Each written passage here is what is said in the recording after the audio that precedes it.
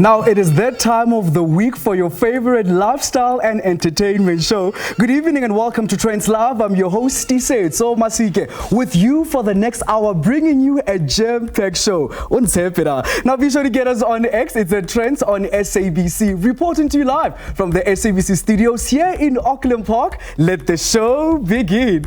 Now Mzansi's official Buy Local campaign seeks to create jobs in the country by encouraging consumers to buy locally produced products. The proudly South African organization recently hosted the annual Fashion Police in promotion of SA's fashion industry Lana in Mzansi. For this third annual, the consumers were judged by 4 formidable fashion designers who ultimately selected 4 winners that walked away, listen here, with 20,000 Rand worth of fashion. Now we are joined by Chief Marketing Officer of Proudly South African, Happy Makumalungiti, and one of the judges and designer extraordinaire OT Seflo to tell us more about Mzansi's fashion industry. They're here with me in studio. Welcome to Trendz Live. Thank you for having us. Hello, Happy. I just want to start with you, ne? With this week having been the busy week for fashion in Mzansi, any talent, any future that you can be proud of? A lot to be proud of. Ngibone fashion, ngibone ukuthi South Africans bayathanda ukujuwisha, bayathanda ukuswenka. You know, thank goodness, because we have the likes of Otis who makes sure ukuthi you know, they're here to remind us South Africans ukuthi we've got great products and clothes, obviously, and we generally like looking good as South Africans, and siyathanda ukushow off here. So this week it's being about just local fashion. And I just want to bounce this one over to you, Otis. You being an extraordinary designer, right? What stood out for you this week?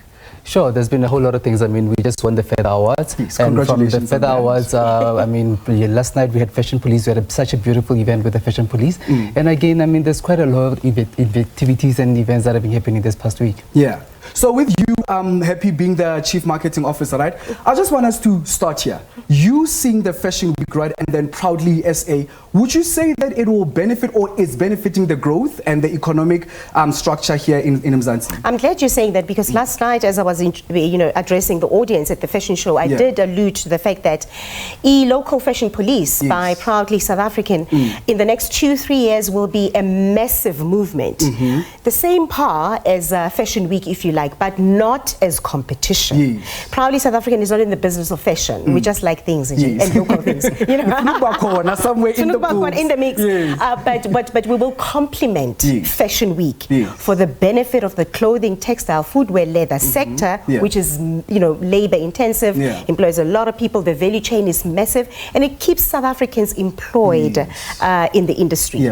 So then, Otis, what is the judging criteria? You know, for you to choose the 4 selected winners, what were you looking for or looking at from each designer? I mean, we had to look at pizzazz, we had to look at what they were wearing. I mean, there were a whole lot of people that actually entered the competition, and I like that they made an effort to look great, and they were all wearing local. I think that's the most important thing.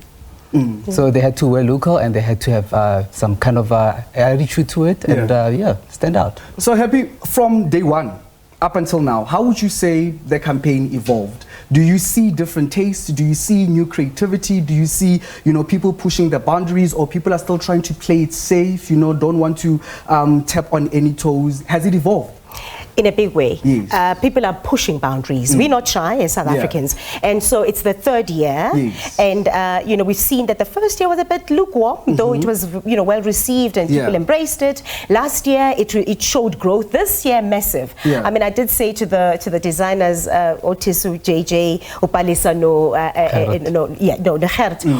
they've got their job cut out for them. We saw a lot of South Africans from all over the country, friends, girlfriend and boyfriend, couples, families entering, showcasing their, casual wear, couture, red carpet, or, whatever it is that made them look comfortable, made them look good, and made them look the way they could relate with the fashion in South Africa. And we were saying to them, don't worry about the fact that you don't have money, because the perception is that the likes of Otis are too expensive. And that's not necessarily true. They're not too expensive, and maybe the quality is not not quite good. And we are here as proudly South African to say the people could have bought the clothes from a local retail store, a seamstress down the road from them, a designer like Otis, or whatever the case may be, just to show off that South Africa has got great talent. We've got, I mean, the fashion show yesterday, we could take that and replicate it in New York. Sure. That's how good the clothes were. So the standard is standardy. It's a standard. Yes. So Otis, I just want to go to you as a fashion designer, right? How would you say the challenges of a fashion designer in Mzansi are, and how can those be improved? I mean, for me, it's always been the fashion schools, number one. We don't have enough fashion schools that focus on equipping them with the knowledge and the skills that they need. And again, even having to scale, where we now have to find ourselves in a position where there isn't much assistance in terms of growing the businesses.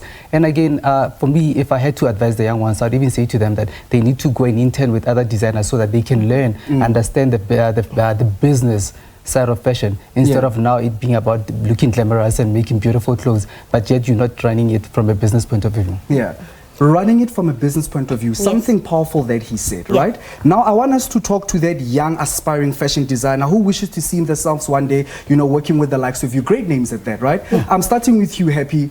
Where do they start?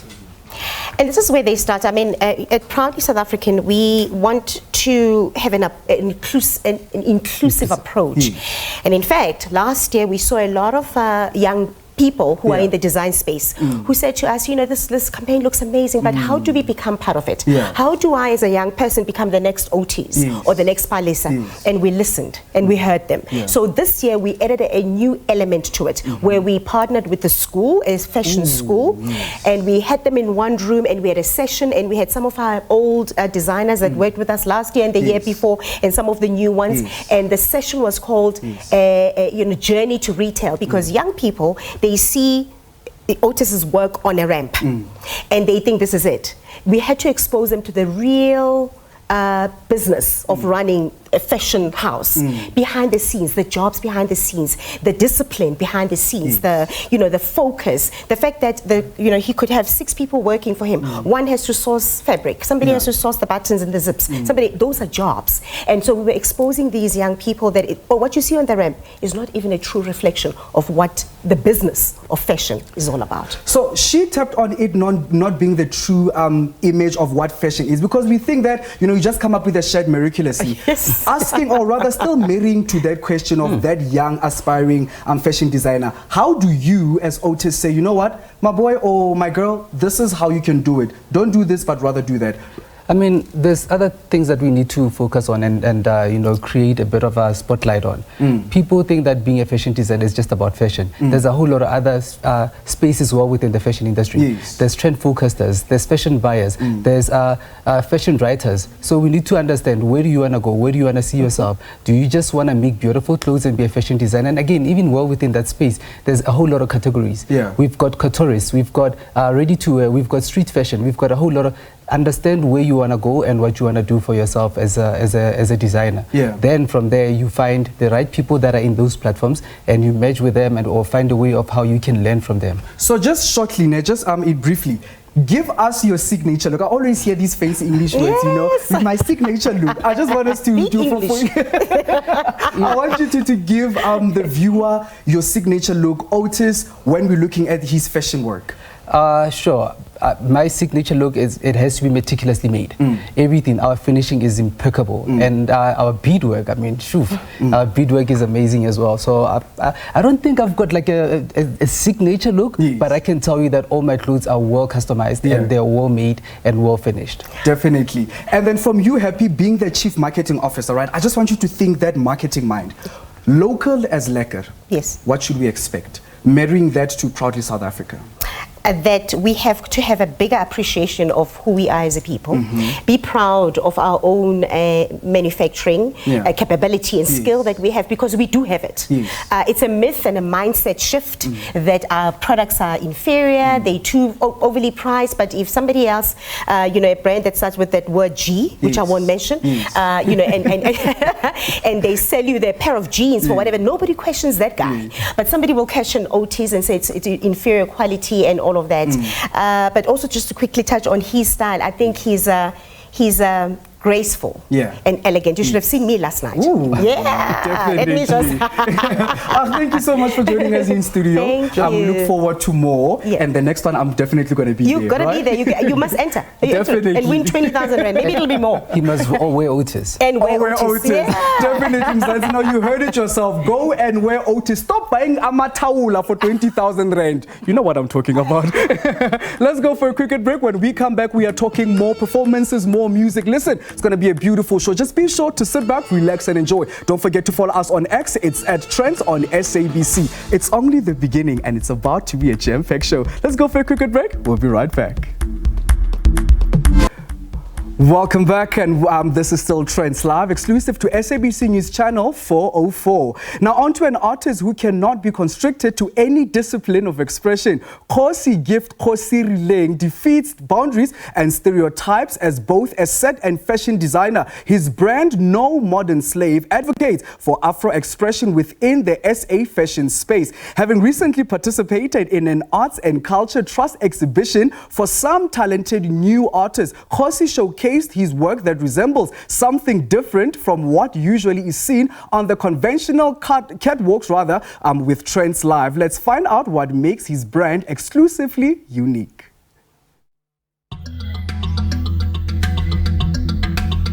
Excitedly working on his latest designs, whether at his sewing machine or on a sketchbook, Kgosi's indigenous cultural and heritage creations are drawn from childhood memories, and fashion is a language that validated him from a very young age.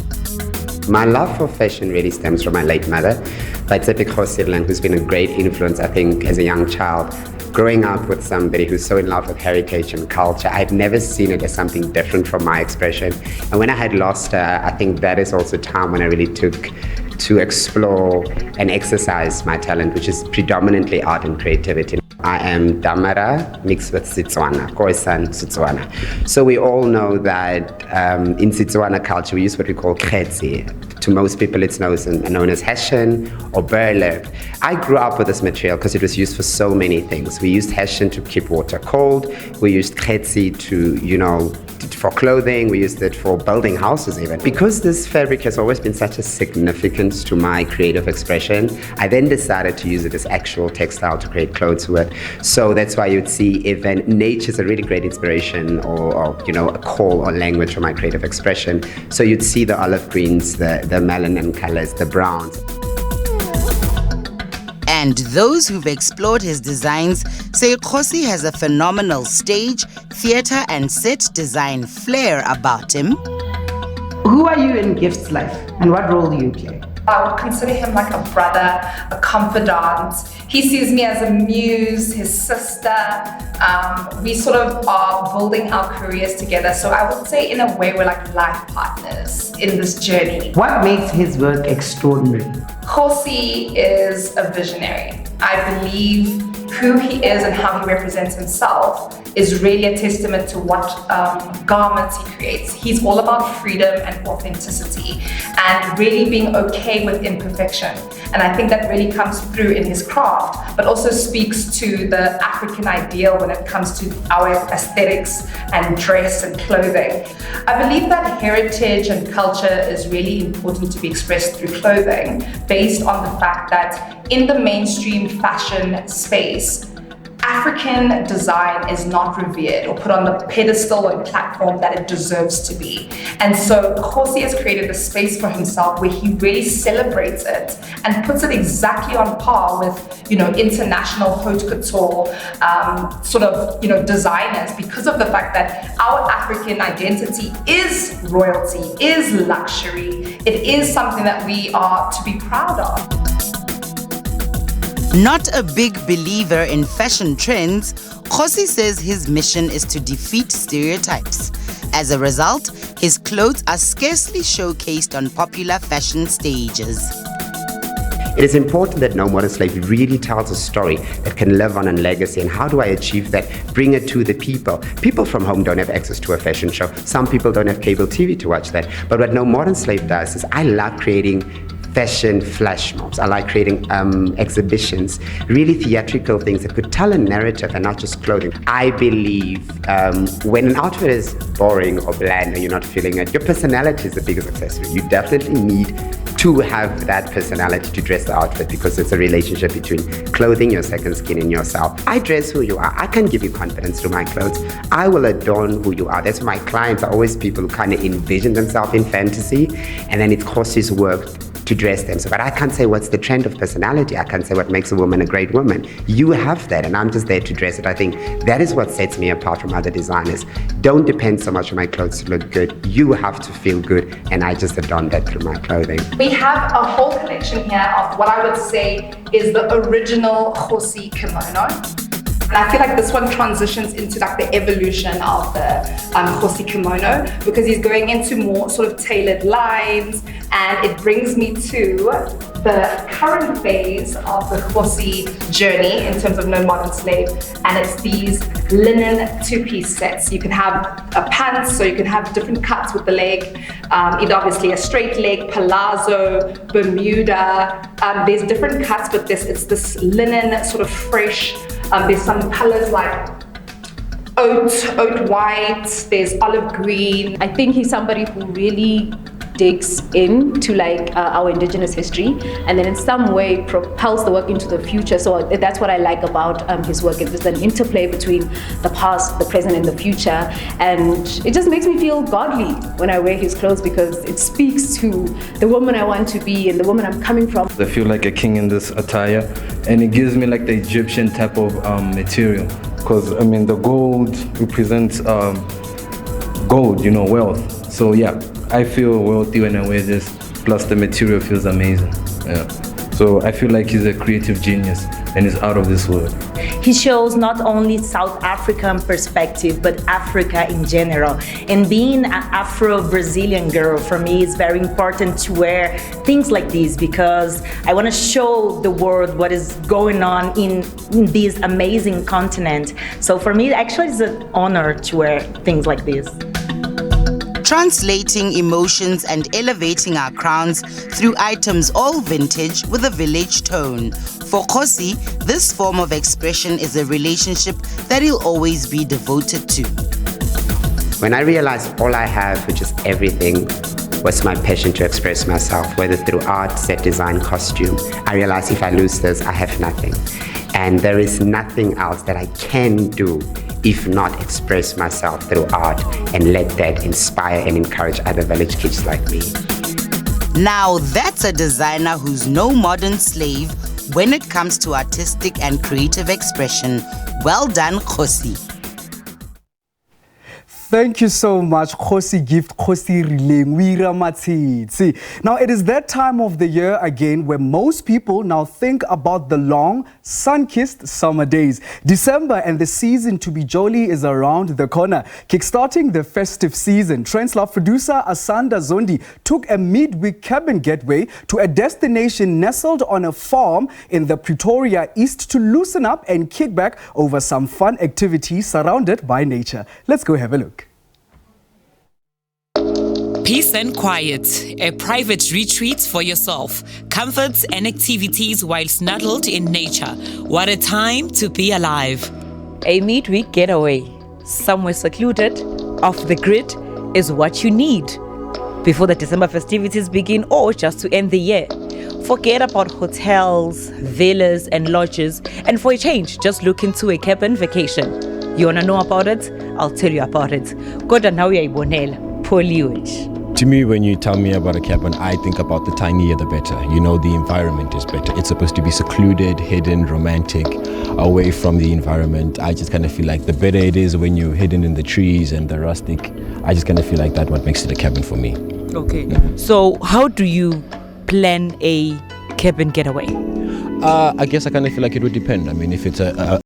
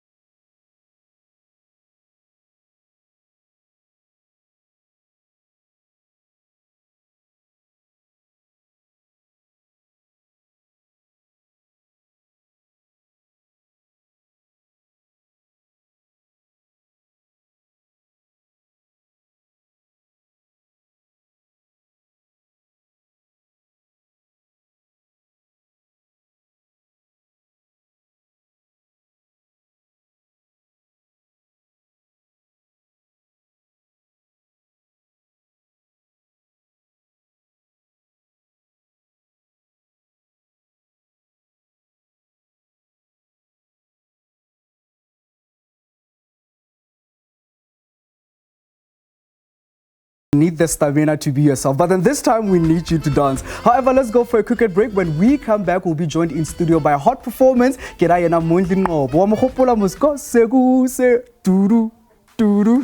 Stay tuned, we'll be right back.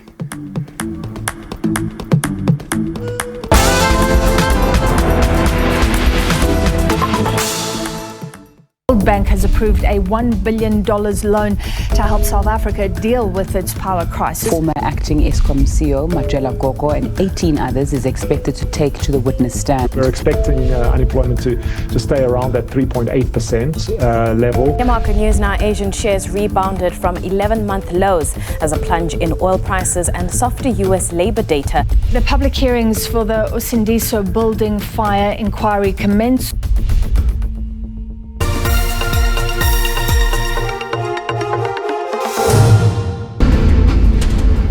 Challenges at various ports of entry to South Africa, such as long queues, continue negatively. Thousands of individuals attempting to enter the country illegally. Well, the conflict in the Gaza Strip continues to escalate.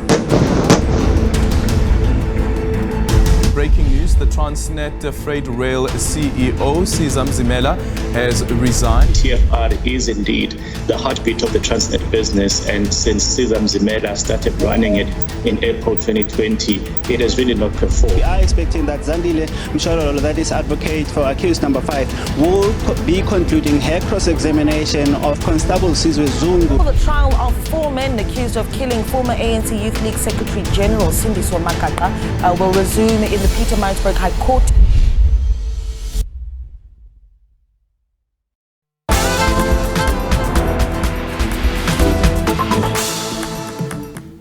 Welcome back. You're still tuned in to Trendz Live. Now imagine your outfit matching your home. Think about it there. Well, the co-founder of Naymel have launched a new element of homeware to their brand that now fuses fashion with all the beauty that can be seen in a home. This new offering is called Meadow Bloom and details a new age of Afro-modern aesthetic. Selepe Maifadi went to the studios in Maboneng to find out more about their futuristic take on deco and fashion. By December last year, we were meeting up with these two people to give us more insight about what they're currently up to. You know, and at the time it was more like, yeah, a new line, a whole lot of furniture. But right now this brand has developed and has way more that is currently up for you guys to grab. So don't say I don't love you, because I'm right here finding out to make sure that I get all the scoop for what you need to know about looking great for this festive season. Also making sure that your home is just as beautiful. How are you guys doing? Good. How are you? I'm very well, thank you. It's such a pleasure to be here. You guys, every single year, closer to the end of the year, always a new offering. I think this year was a little bit of play because we came out of a very dry and quiet season, and this year we just decided to play more with color and express our freedom and express our business just growing and literally putting joy into our journey. This time around we were launching Meadow Bloom, which is a fashion range that also has a little bit of furniture in it. So menswear, ladies wear, as well as homeware. What does Meadow Bloom stand for? Hey, it's a very personal project actually. It was literally inspired by one dress. And that dress was like a dedication to my cousin who I just lost. So Meadow Bloom is like a celebration of life. Because I hadn't experienced a loss in such a long time that it took a toll on me. But this moment was a moment for me to fully express who I was, all encompassing. And I think, yeah, Meadow Bloom is a celebration of life, blooming of new things to come. And yeah, just as flowers bloom in the springtime. So yeah. What do those silhouettes look like? What does this bloom look like? So the bloom looks like applique, floral applique on jackets. It looks like moving of like sort of like grass moving in the wind with the wool applique on the skirts. Yeah, so there's a play on a lot of applique that mimics things in nature, like the movement or the grass or flowers and stuff like that. Not only is this Meadow Bloom only coming out through clothing, but there's also now homeware that also links to that. So what's going on? Is the plate also giving nature? What's going on? The plate is actually also giving nature because of its organic shape, the textures of it. So I think a little bit of nature is in everything, but also, like you're saying, linking the two stories together, because we feel like it's important for there to be a thread throughout everything that ties everything together. So you'll see as well with the furniture, there's also wool applique on it to mimic the skirts and the dresses and this and that. It's really been quite a beautiful journey to reference from, because we literally use nature as a reference to say what inspires us and what do we see from these colors and what would we do in fashion for these colors. Whatever you design needs to somewhat be functional. And right now, I am a living, functioning, who is out here wearing this beautiful ensemble. And of course, I'm sitting on the furniture, so it's comfortable. It's not giving laela. Okay. So is that like one of the key points that you look at when you think about when I'm designing something? Let me make sure that this is something that is accessible for people and also comfortable for people to be able to either be wearing or be using within their home. Yes, I think that's the key thing in mind always is functionality, but functionality that looks beautiful. And it's always nice for people to also be able to afford those functions or those things that are beautiful. So it is at the top of our mind, and I think we also try and do it at the lowest cost possible but good quality, because it's important for people to know that your brand stands for quality as well, that they can trust it. You are wearing one of our pieces, and I feel like as soon as you stepped into it, you felt yourself, you know? Yeah. And that's all we want. That's all we want, for someone to be able to look at themselves in the mirror or buy a piece and just feel like, okay, this is money well spent. So function and form and beauty all go hand in hand with everything that we do. So once a year, is this now like a thing? We are hoping that it is going to be a once a year thing. As you know, we work with a beautiful brand that supports us and that loves to celebrate African arts, textiles and fashion.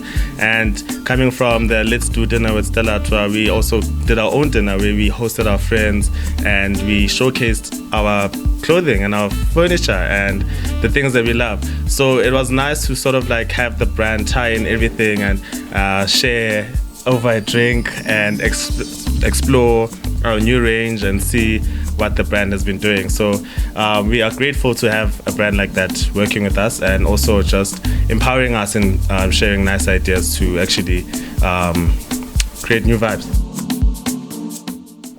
Now it's about to get hot here in studio. Afro soul sensation Mondli Ngcobo, known for his hit songs such as Guze Guse and also the chart toppers like Inkanyezi, is set to give R&B and Afro soul lovers another reason to celebrate this festive season. Headlining concerts with international artists such as Chris Walker and Regina Bell in Sun City in the Northwest Province, the Platinum City. This is next month. Now tonight he joins us in studio to serenade us as well as give us a glimpse of what to expect on that magical night of love and feel-good jams. Meneer, welcome to Trendz Live. Thank you very much. I love being here. Listen, I want to start here. I don't know how many times have I found myself singing Kgosi. Right? Yes. Let's go through the creative process of you writing such amazing music. Put us in the mind of Umondli in studio.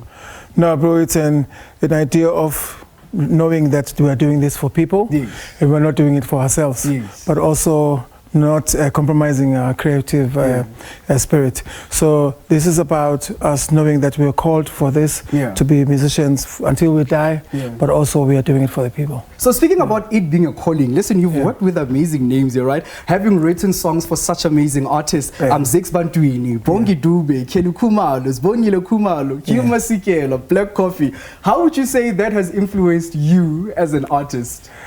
I mean, it's what we need to do, man. We need to evolve. We need to get ourselves involved in the things we need to do. So it's a job, just like you doing this. So I don't know how you're evolving, but we know by beholding what we're doing, we become what we need to become. Yeah. So then you speaking about evolving, I just want us to go quickly back in time and time travel a bit from only in day one, and then you now as an artist. Would you say that your sound has changed, number one, or maybe your style has sort of diverted to a different kind of take? Definitely, sound changes all the time. We are influenced by everything. Even if you're not doing, let's just say I'm a piano, but because they're everywhere, you'll be influenced by it. When you're doing a song, then you find whatever you do. So influence is everywhere around us. So we are bound to change, you know. And having submitted yourself also as an Afro soul singer, right?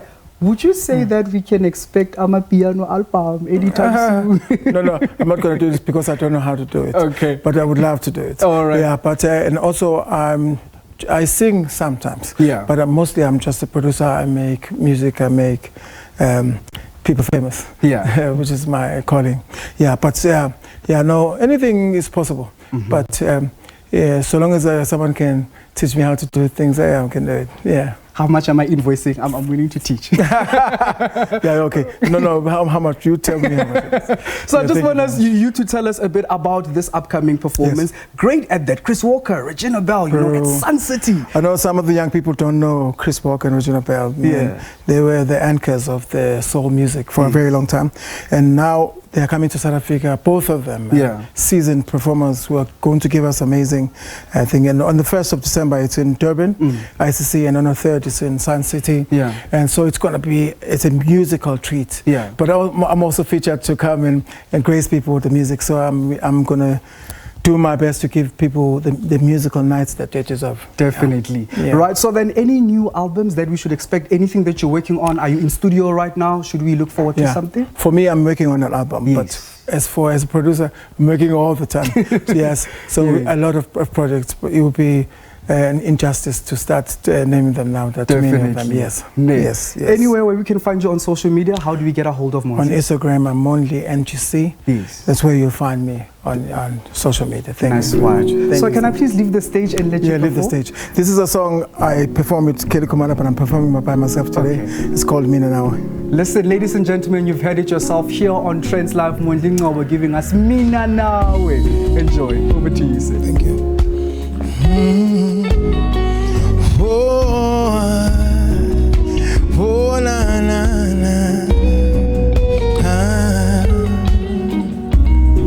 One plus one equal two.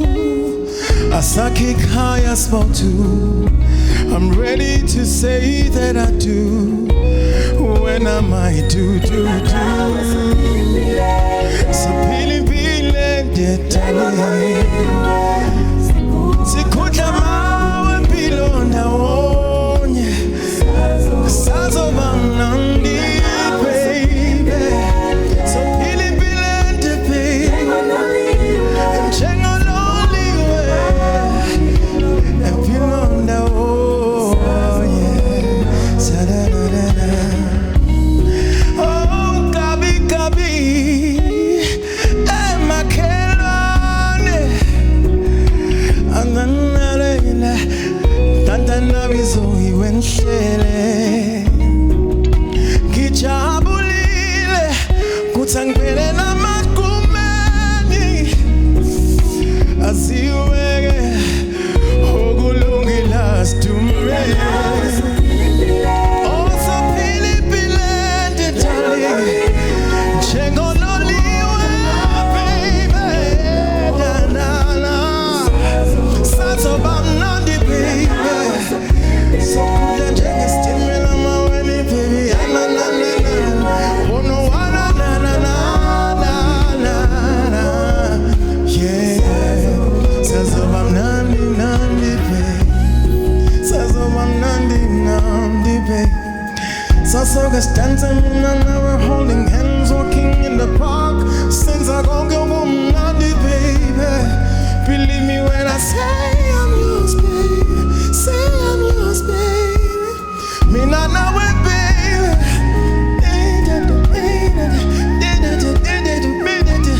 Me not know it, baby.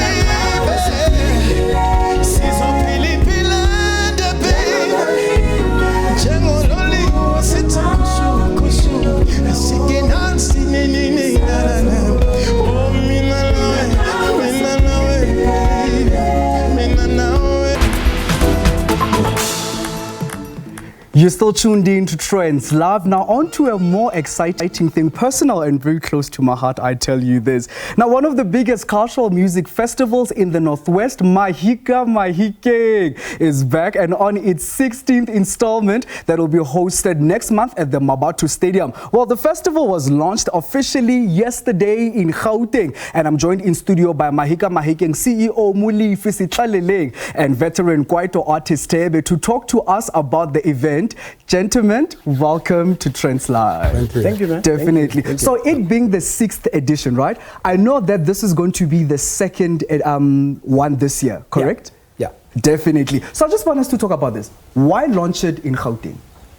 Because we are looking for media. Yes. we're looking for artists. Yes. We're looking for whatever. They won't come to us. So we'd rather come to them. Yeah, so you must run after them, right? Yeah. So tell us quickly, what is Mahika Mahikeng about? And I'm talking to someone who has never been to Mahika Mahikeng. Yeah. You know, we want to give them a reason to come. What is it all about? It's a party.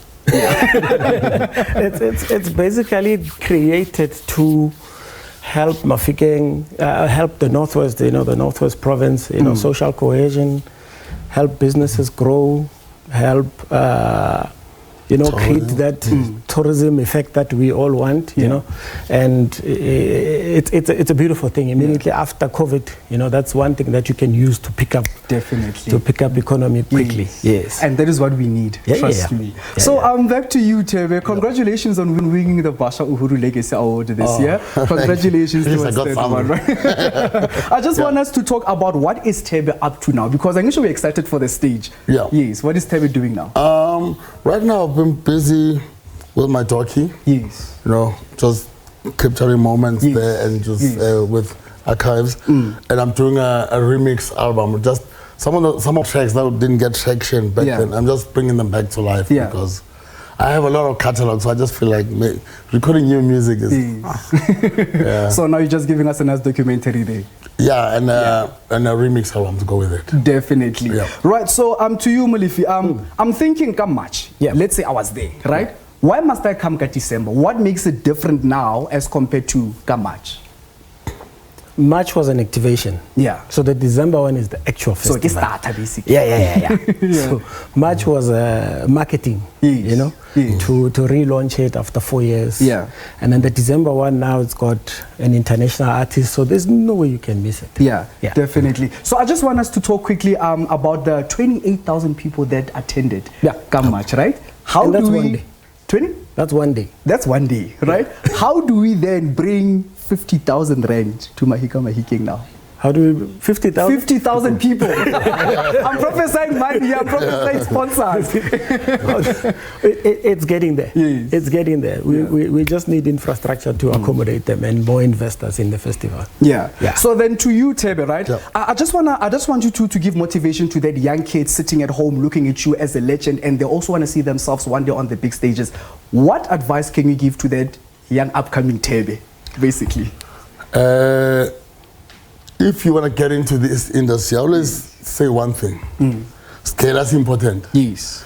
And then take your craft seriously. Yes. Because that's your bread and butter. I see, it's not just for the girls and for the likes. If you take your craft seriously, it'll take you somewhere. Yeah. I can attest to that. Attesting to it, I just want you to give us a little bit of glimpse on the lineup. Should we expect Abu Tibulapu to come on? Oh, standard.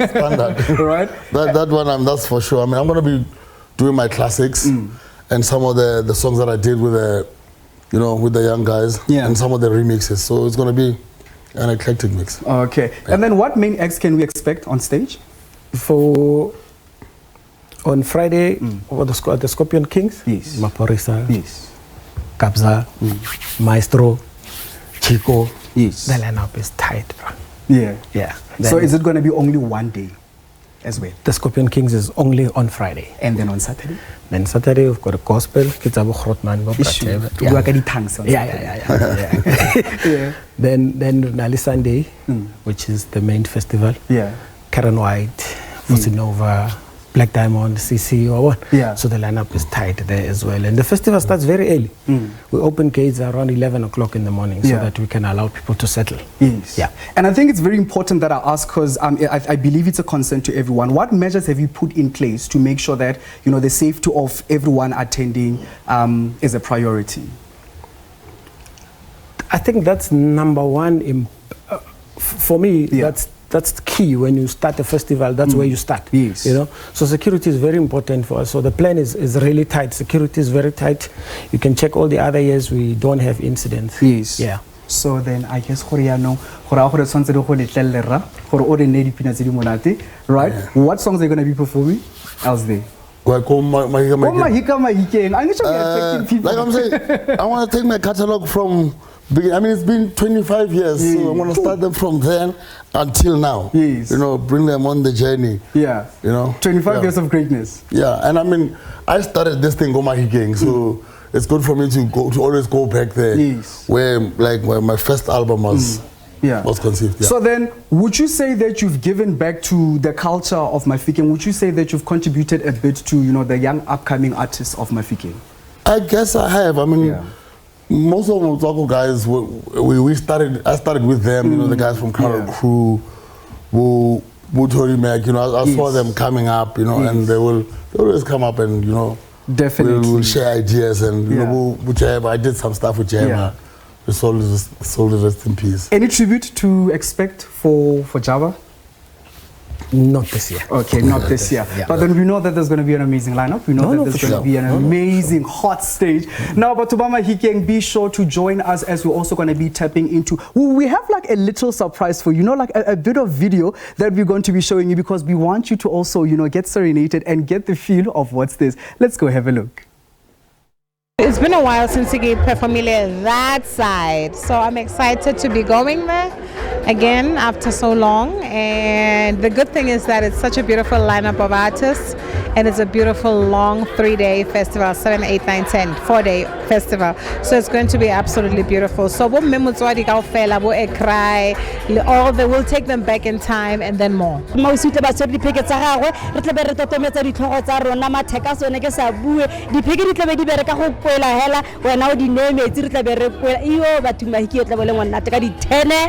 okay, it will be my first time experiencing Mahika Mahikeng.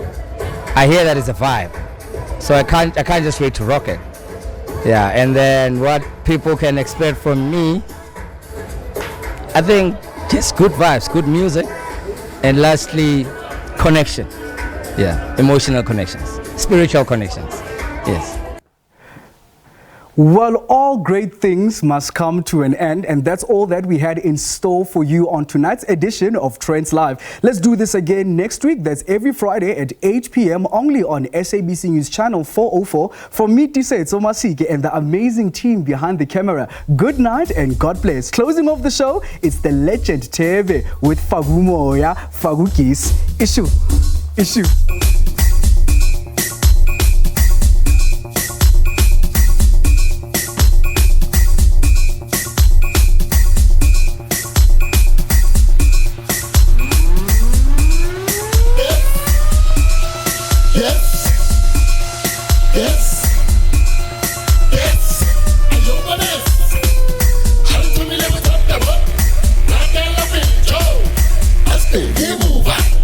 See our God.